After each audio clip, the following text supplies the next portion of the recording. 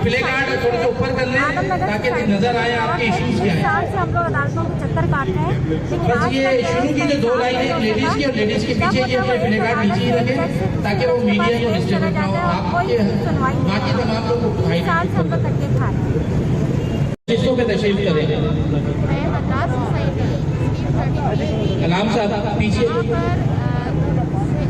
Court ने 3 दफा election के ऑर्डर जारी कर दिए हैं, लेकिन अभी तक ये इलेक्शन जो है ये मुनक्किद नहीं। ये पहली लाइन छोड़ दें लेडीज के लिए, इसके बाद की निशस्तों पे आप लोग तशरीफ लें। Assam women cooperative housing society का यह मसला है। पिछले 20 साल जो इलेक्शन हुआ वो एक्ट और रूल के तहत नहीं हुए। हमने इनको कहा, लेटर भी दिया, लेकिन उन्होंने 2 लेटर इशू किए। एक लेटर में बोलता है कि आप इलेक्शन नहीं करा सकते, दूसरे में लेटर में वो लेटर दूसरे दिन ही विड्रॉ कर लिया। मैंने बोला भाई ये कैसे हो सकता है, एक्ट और रूल की खिलाफ वर्जी आप क्यों कर रहे हो?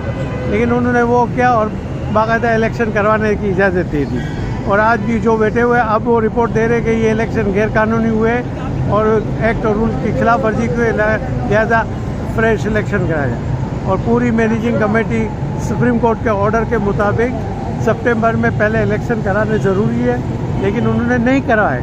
और अब ये पूरी मैनेजिंग कमेटी डिसॉल्व हो गई है। अब जो भी इस वक्त बैठे हुए हैं मैनेजमेंट में वो गैर कानूनी तौर पर बैठे हुए हैं, इनकी कोई लीगल हैसियत नहीं है। इलेक्टोरल लिस्ट नहीं बनाए क्योंकि एक आदमी ने 20-20 प्लॉट रखे हुए हैं, 10-10 प्लॉट रखे हुए हैं, सब मिले हुए हैं। इनकी वो मोनोपोली की हुई है। हालांकि रूल बायलॉज और सोसाइटी एक्ट कहते हैं कि आप एक मेंबर, एक फैमिली का एक मेंबर प्लॉट रख सकता है जिसका किसी दूसरी सोसाइटी में प्लॉट ना हो, लेकिन यहाँ कोई उस पर अमल कराने के लिए तैयार नहीं।